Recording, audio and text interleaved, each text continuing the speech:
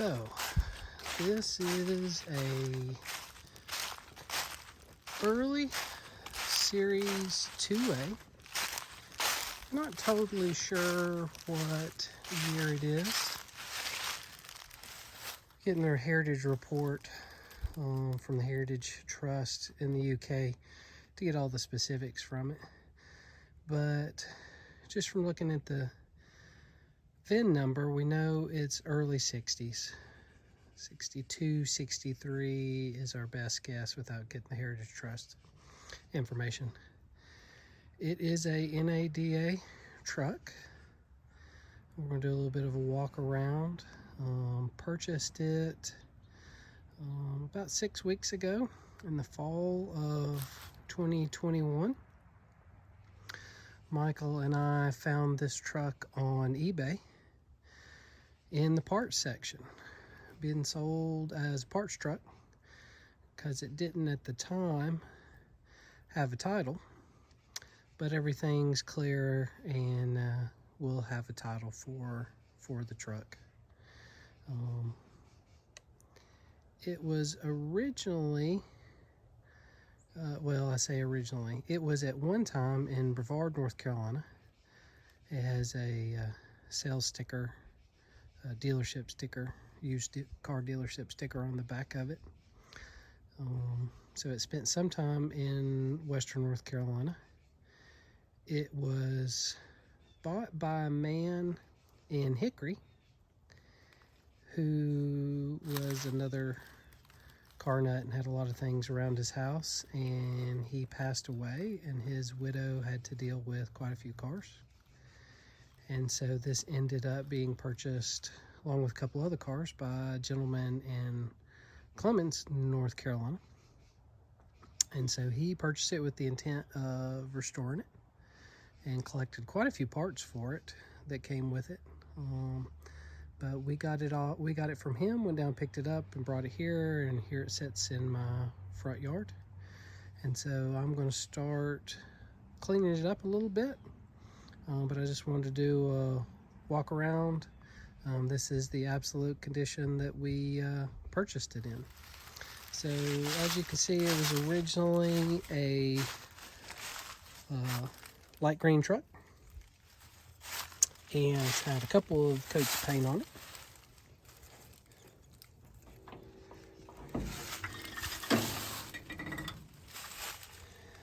To the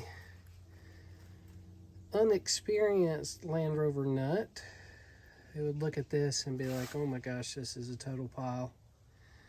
But actually, it's in really good shape. All the parts that need to be solid for a good solid restoration are here and are serviceable. Truck is very complete. Had a Kodiak heater in it, and it's in poor shape, but the guy that we bought it from sourced another Kodiak heater off eBay that was in solid shape, and so between the two of them, somebody that spent a little TLC on it could come up with a good Kodiak heater, which Land Rover enthusiasts will tell you, if you live in a cold climate, is the only way to go if you really want heat. I've driven one of mine for 2 years without heat, and it's not that bad, but it's good to have heat, especially for the spouses. But the firewall is serviceable. Firewall is going to need the floor pans or the footwells, but most everything else is serviceable on the firewall, which is a real gem. Needs to be sandblasted and fully serviced, but it's here. It appears that the dash is out, but it's in with the parts. So the dash is here with all its original gauges. It has the original independent wiper motors, which will possibly work, but need to be cleaned and serviced, which is not that big a deal. The doors are here. They need the usual bottoms, but the Main part of the doors are all serviceable. All this would clean up. It's had a little bit of patch here, but that could be fixed. Door tops are toast, but anybody that wants to actually drive one of these will put Rocky Mountain tops on them anyway. One thing, this is a station wagon. So it's got the original station wagon seats in the back. It's got the tropical top with the vents, and the vents are all there. Which everybody knows those are super hard to find. They need some TLC, but they are there. Tropical top itself definitely needs some TLC. The top itself is solid, but proper restoration should take the tropical top part off and either find another one or panel beat it out, just depending on what degree of restoration somebody wants to do with it. The sides are pretty much toast. I'll show you the other side in a minute, but they're in rough shape. The original banjo steering wheel, which are super sweet. As you can see, it's pretty dirty, but I'm going to start cleaning it up today. That's the reason why I want to do the video. Came with 5 or 6 tires, or 5 or 6 sets of, or 5 or 6 wheels, maybe even more than that. They've got the coat on them. I'm positive these are not the right ones. These are 16-inch wheels. This truck would originally come with 15-inch wheels. But the guy we bought it from painted them up, put some new tires on them just to have something to roll around in his yard. As you can see, a little patina.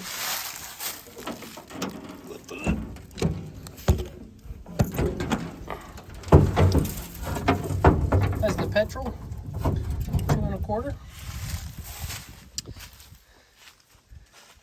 It appears to have the original carb on it, but it's pretty much toast. Came with a Weber, actually a couple of 2-barrel Webers and a 2-barrel Weber intake manifold. Not the best setup in the world, but some folks really like them. If it was me, I'd go back with an original carburetor, an early Rover Solix, a rebuilt, or if you just want to get it going, a remanufactured Zenith. But as you can see, it's got everything underneath it. Motor's complete, radiator, appears to be the original radiator. There's the big huge fan for the Kodiak. It's all here. Breakfast is here and not in bad shape. I don't know that it would need to be patched up. We don't have the badges for the front. A little disappointing, but don't have the front badge. And you can see it's got the early 2A NADA lights. And the little breakfast shroud down there. The steeper slope one, denoting that it will be the appropriate age for one. It's got worn locking hubs, which if you like locking hubs, those are the ones to have. You can get the rebuild kits for those. I have them on one of mine. It's the way to go if you want to have locking hubs. Again, the firewall, all the places that you would worry about intact.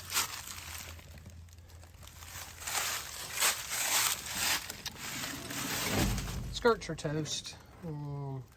Those are pretty easy to come by. In fact, I think I have an extra set of them, and I know Michael's got quite a few. There's that Kodiak heater. Another look at the dash. Again, a lot of surface rust, but you put some panels in this, it'd be good to go. Do you actually have the glass? The guy we purchased it from got the Alpine glass, which is super hard to find and pretty expensive when you do find it. He sourced this out of Germany, had it shipped over. We've got that. And here the other side, toast, but These are pretty easy to come by. I've got to set off my truck that I'm turning into a pickup truck, which is pretty easy to find. Bodywork on this truck is going to need some serious body work.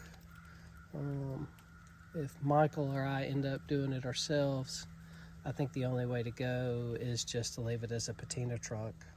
That's my favorite way for these trucks anyway. I think this one, to do an over restored truck, is probably too far along. You could find one in better shape than this to do a over the top kind of restoration. But this one is a perfect one. The frame is toast, springs are toast.